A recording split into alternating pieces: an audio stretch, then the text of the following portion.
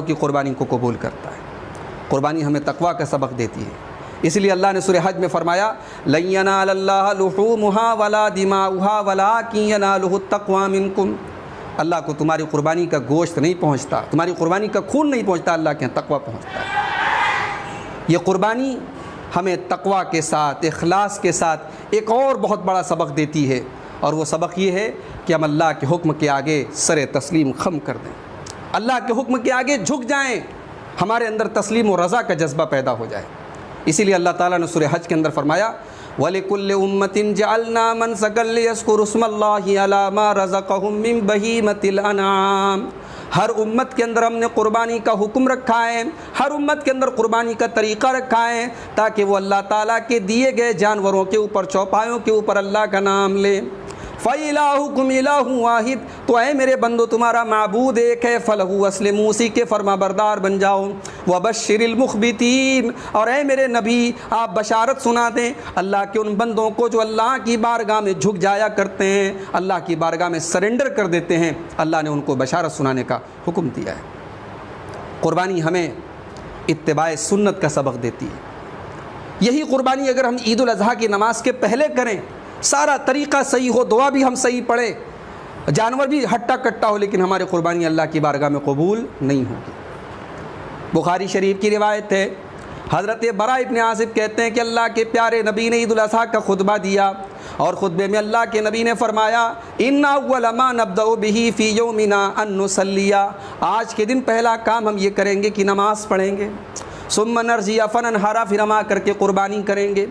فمن فعل ذلك، اور جو اس طریقے پر چلے گا یعنی نماز پڑھ کے قربانی کرے گا، فقد اصاب سنتنا، اس نے ہماری سنت پر عمل کیا۔ اور جس نے نماز پڑھنے کے پہلے قربانی کی، اللہ کے پیارے نبی فرماتے ہیں فَإِنَّمَا هُوَ لَحْمُ نَجَّلَهُ لِأَهْلِهِ، اس نے اپنے گھر والوں کو گوشت کھلایا ہے، وَلَيْسَ فِي النُّسُكِ شَيْءٌ، اس کو قربانی کا کوئی ثواب ملنے والا نہیں ہے۔ محترم حضرات، اس بار کا عید الاضحیٰ کا یہ تہوار ہم جانتے ہیں کہ کورونا وائرس کے سائے میں، لاک ڈاؤن کے حالات میں ہم منانے جا رہے ہیں۔ ہمارے اور آپ کے معاشرے میں ایک بڑی تعداد میں ایسے لوگ ہیں جو قربانی کرنے کی پچھلے سال طاقت رکھتے تھے، اس سال وہ قربانی کرنے کی طاقت نہیں رکھتے۔ بہت سارے ایسے لوگ ہیں جو سال بھر گوشت جیسی نعمت سے محروم رہتے ہیں۔ قربانی کا یہ تہوار ہمیں یہ بھی سبق دیتا ہے کہ ہم اپنے سماج کے ان کمزور لوگوں کا، اللہ کے غریب بندوں کا ہم خیال رکھیں۔ اسی لیے قربانی کا حکم دیتے ہوئے اللہ نے سورہ حج کے اندر فرمایا فَكُلُوا مِنْهَا وَأَطْعِمُوا الْبَائِسَ الْفَقِيرَ، قربانی کا گوشت خود بھی کھاؤ اور غریب کو بھی کھلاؤ۔ دوسری آیت میں اللہ نے فرمایا فَكُلُوا مِنْهَا وَأَطْعِمُوا الْقَانِيَ وَالْمُعْتَرَ، قربانی کا گوشت خود بھی کھاؤ اور جو مانگنے والا ہے اس کو بھی دو، اور جو عزت دار ہے، خوددار ہے، مانگنے نہیں آتا ہے لیکن ضرورت مند ہے، اس کو بھی دو۔ لہٰذا اس بار عید الاضحیٰ جب آپ منائیں اور قربانی کریں تو آپ یہ بات یاد رکھیں کہ بدلے کے طور پر گوشت نہ دیں، جہاں سے گوشت آیا وہاں گوشت دیں، یہ طریقہ ختم کریں۔ جہاں قربانی نہ ہوئی ہو، جہاں لوگ گوشت کے حقدار ہوں، ان لوگوں تک زیادہ سے زیادہ قربانی کا گوشت پہنچانے کی کوشش کریں۔ محترم حضرات، قربانی کے لیے ہم اپنا پیسہ خرچ کر کے قیمتی جانور لاتے ہیں، ہم کوشش کرتے ہیں کہ ہم بہترین سے بہترین جانور لائیں۔ قربانی ہمیں ایک سبق یہ بھی دیتی ہے کہ اللہ کی راہ میں اچھی چیز خرچ کرو، اللہ کی راہ میں اپنا مال محبوب خرچ کرو، اور یہی بات ہے جو اللہ نے قرآن کریم کے 4 پارے کی پہلی آیت میں کہی ہے لَن تَنَالُوا الْبِرَّ حَتَّى تُنْفِقُوا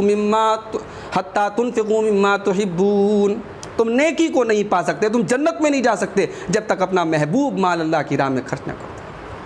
قربانی ہمیں یہ بھی سبق دیتی ہے کہ ضرورت پڑے تو اپنے مال سے خرید کے جانور ہی نہیں، اپنا مال ہی نہیں، اپنی جان کو، اپنی اولاد کو، سب کچھ اللہ کی راہ میں قربان کیا جا سکتا ہے۔ یاد کرو ہزاروں سال پہلے جس قربانی کی ہم یادگار مناتے ہیں، اس قربانی میں ایک باپ کو حکم ملا تھا کہ وہ اپنے بیٹے کو ذبح کر دے، اور جو باپ بیٹے کی جو گفتگو ہوئی تھی، اللہ اس گفتگو کو اللہ تعالیٰ نے کیسی اہمیت دی، اس گفتگو کو اللہ نے قرآن میں بیان کر دیا۔ قرآن مجید کا 23واں پارہ اٹھائیے، سورہ صافات کی آیات ہیں۔ فلما بلغ معه السعي قال يا بني اني ارى في المنام اني اذبحك فانظر ماذا ترى، جب وہ بیٹا اپنے باپ کے ساتھ دوڑنے کے قابل ہو گیا، باپ نے بیٹے سے کہا کہ اے میرے بچے، میں نے خواب دیکھا ہے کہ میں تجھے ذبح کر رہا ہوں، فانظر ماذا ترى، تو بتا کہ تیری کیا رائے ہے۔ تو بیٹا جواب دیتا ہے قال ستجدنی ان شاء اللہ قال یا ابت افعل ما تؤمر ستجدنی ان شاء اللہ من الصابرین۔ ابا جان آپ کو جو حکم ملا ہے آپ پورا کر ڈالیے، انشاءاللہ آپ مجھے صبر کرنے والوں میں سے پائیں گے۔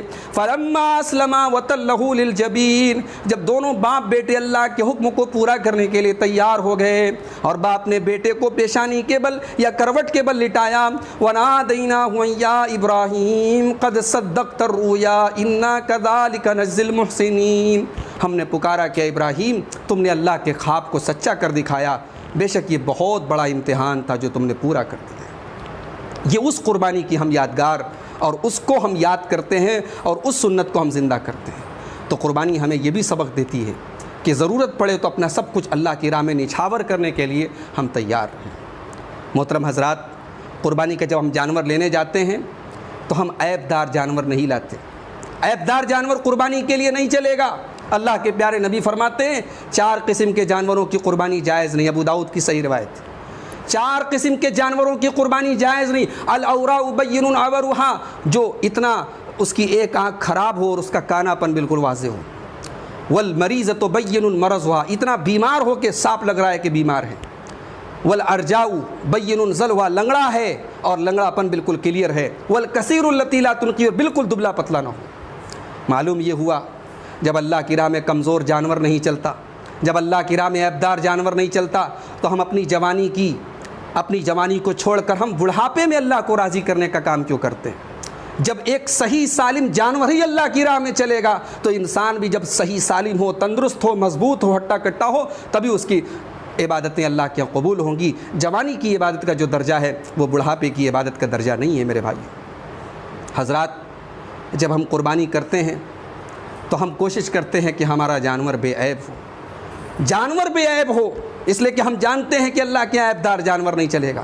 لیکن ہم کبھی یہ غور نہیں کرتے کہ ہمیں بھی تو اپنے رب کے پاس جانا ہے، ہم عیب دار ہیں، ہم اپنا عیب کب دور کریں گے؟ ہم نے جانور کی گردن پر تو چھری چلائی، ہم نے اپنی جیب سے اپنے پیسے سے خرید کے ہم جانور لائے اور اسے اللہ کی راہ میں ہم نے قربان کر دیا، لیکن ہزاروں زندگی کی خواہشات ایسی ہیں، اللہ کے حکم کے خلاف ہمارے اندر خواہشات پیدا ہوتی ہیں ہمارے نفس کے اندر، ان خواہشات کے اوپر ہم چھری کب چلائیں گے؟ قربانی ہمیں یہ بھی سبق دیتی ہے کہ صرف جانور کی گردن پہ چھری مت چلاؤ، اپنی خواہشات پر بھی چھری چلاؤ۔ قربانی ہمیں یہ بھی سبق دیتی ہے کہ صرف عیب دار جانور کی قربانی کرنے سے پرہیز مت کرو، بلکہ خود کو بھی عیب دار بنانے سے پرہیز کرو۔ یہ قربانی کا سبق ہے۔ رب العالمین سے دعا ہے الہ العالمین ہمیں صحیح طریقے سے قربانی کو ادا کرنے کی توفیق عطا فرمائے۔ اللہ سارے عالم اسلام کو خوشیوں کے ساتھ یہ کھانے کھلانے کا یہ تہوار ہے، رب العالمین ہم سب کو یہ تہوار منانے کی صحیح طریقے سے توفیق عطا فرمائے۔ رب العالمین اس وائرس اور اس وبا سے جس سے پوری دنیا اس وقت دوچار ہے، ہمارا ملک بھی دوچار ہے، اللہ ہم سب کی حفاظت فرمائے۔ جو لوگ اس بیماری کے شکار ہیں اللہ ان کو شفاء کامل عاجل عطا فرمائے۔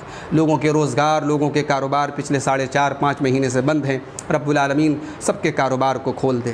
مسجدیں 4.5 مہینے سے بند ہیں، رب العالمین مسجدوں میں پھر سے ہمیں عبادت کرنے کی ایسا ماحول اللہ تعالیٰ پیدا کر دے کہ ہم پھر سے عبادتیں پوری آزادی اور اختیار کے ساتھ اللہ کے گھروں میں ادا کریں۔ ہم نے جو بھی ٹوٹی پھوٹی عبادتیں کی ہیں رب العالمین ان کو قبول فرمائے، ہماری قربانیوں میں اللہ اخلاص پیدا فرمائے، ہماری صفوں میں اتحاد پیدا فرمائے، جب تک دنیا میں زندہ رکھے اسلام پر زندہ رکھے اور خاتمہ ہم سب کا ایمان پر ہو، آمین۔ وآخر دعوانا الحمدللہ رب العالمین، الحمدللہ کفا وسلام علی عبادہ الذین اصطفی، اما بعد، اعوذ باللہ من الشیطان الرجیم، بسم اللہ الرحمن الرحیم، ان اللہ وملائکتہ یصلون علی النبی یا ایھا الذین آمنوا صلوا علیہ وسلموا تسلیما، اللہم صل علی محمد وعلی آل محمد کما صلیت علی ابراہیم وعلی آل ابراہیم انک حمید مجید، اللہم بارک علی محمد وعلی آل محمد کما بارکت علی ابراہیم وعلی آل ابراہیم انک حمید مجید، اللہم اعز الاسلام والمسلمین واذل الشرک والمشرکین ودمر اعداء الدین برحمتک یا ارحم الراحمین، والسلام علیکم ورحمۃ اللہ وبرکاتہ۔